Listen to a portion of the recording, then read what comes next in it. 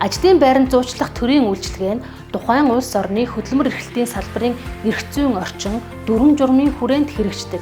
Тухайн улс орны хөдөлмөр эрхлэлтийн салбарын тогтолцоо бүтцээс хамааран ажлын байранд зуучлах төрийн үйлчилгээ өвөрмөц онцлогтой байж болдог.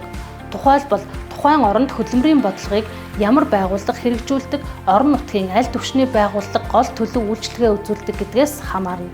Хөдөлмөрийн бирж ажилгүйдлийн даатгалын захиргаа ажил хайгчдад амьдралын туршийн боловсрол олгох, дахин мэргэжүүлэх байгууллага, хөдөлмөр эрхлэлтийг дэмжих хөдөлмөрийн нэгжүүд, ажил хөдөлмөрийн мэдээллийн төв зэрэг төрийн үйлчилгээний байгууллагууд байдаг бөгөөд эдгээр нь тухайн орны институцээс хамаарсан ажлын байранд зуучлах тогтолцооны онцлогуд юм а. Ажлын байранд зуучлах олон улсын туршлага.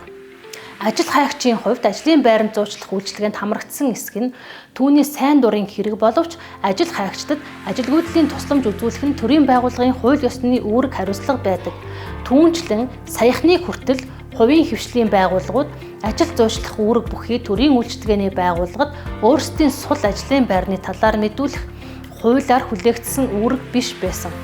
Хөдөлмөр эрхлэлтийн бодлогын хүрээнд аж ахуйн нэгж байгууллагын сул ажлын байрны мэдээллийг авч байх шаардлага ажил зуучлах үйлчилгээнд зайлшгүй үүсдэг. Эндээс байгууллагууд сул ажлын байраа албадад мэдээлэх үүрэг үүсэн бий болсон. Хэдийгээр хуулиар үүрэг болгосон ч аж ахуйн нэгжүүд зуучлалын байгууллагууд 100% мэдээлэх нь бэрхшээлтэй юм а.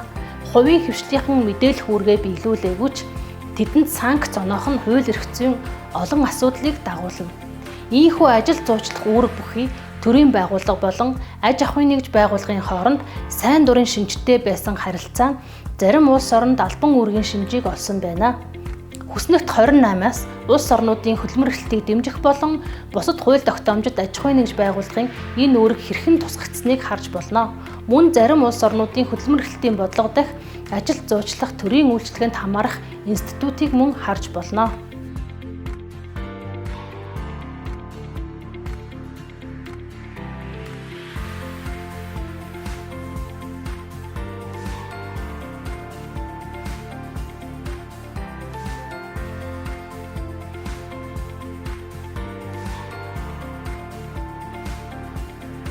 Ажил зуучлах институцийн хүрээ.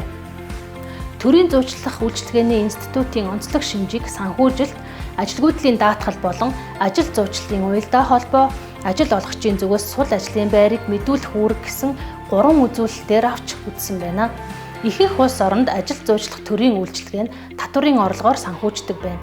Зарим нэг улсад нийгмийн даатгалын сан буюу ажил олгогч ажилтны төлсөн шимтгэлийн орлогод тулгуурлан хэрэгждэг байна. Түүнчлэн ажлын байранд зуучлах нь төрийн үйлчилгээ нь ажилгүйдлийн даатгалын үйлчилгээтэй уялдаатай хэрэгждэг улс орнууд байдаг бөгөөд энэ нь санхүүжилтийн хувьд уялдаатай эсвэл зохицуулалтын хувьд уялдаатай байдаг байна.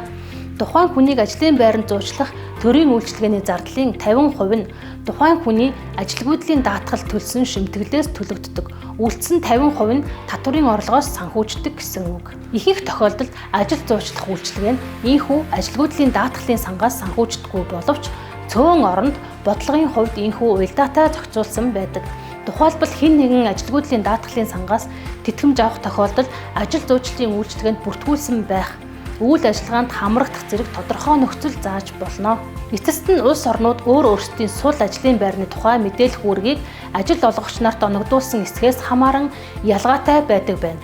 Ажил зуучлах төрийн үйлчилгээ нь хөдөлмөрийн зах зээлийн эрэлт нийлүүлэлтийг нийцүүлэх үйл ажиллагаа бөгөөд төрийн албад дангаар үүнийг гүйцэтгэхэд бэрхтээ юм а. Ажил зуучлалын төрийн үйлчилгээ нь сул ажлын байрны 3/1-ийг л зуучилдаг. Хөдөлмөрийн зах зээлийн өөрчлөлтийн хандлагыг баримжаалан улс орнууд ажлын байранд зуучлах төрийн үйлчилгээндээ бүтцийн шинжилэл хийж байна.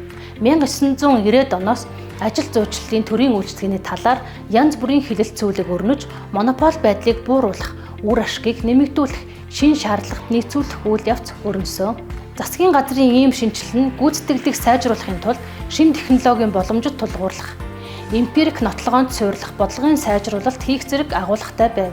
Судлаачид төрийн болон хувийн хвшлийн ажил зуучлалын үйлчилгээний хооронд үндсэндээ 2 ялгаа байна гэж үздэг. Нэгдүгээрт нь үйлчилгээний төлбөрийн хувьд ялгаатай бөгөөд төрийн үйлчилгээ нь ашгийн бус, харин хувийн үйлчилгээ нь ашгийн эсвэл ашгийн бус байж болно. Ерөнхийдөө хувийн хөдөлмөрийн байгууллагууд бол цэвэр ашигын төлөө үйлчилгээ үзүүлдэгч Европын зарим орнуудад шашны улбаатай нийгмийн үйлчилгээний байгууллагууд ашигын бус баримжаатай байх нь бий. Хоёрдугаарт төрийн болон хувийн хөдөлмөрийн байгууллага нь хөдөлмөрийн зах зээлийн эрэлт нийлүүлэлтийн байдлын талаарх мөн ажил хайгчид сул ажлын байрны талаарх мэдээллийг олж авах арга замын хувьд ялгаатай.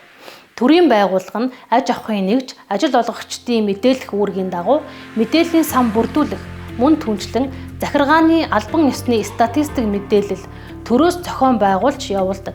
Хөдөлмөрийн зах зээлийн судалгааны мэдээлэл зэрэг мэдээллийн санд тулгуурлах боломжтой.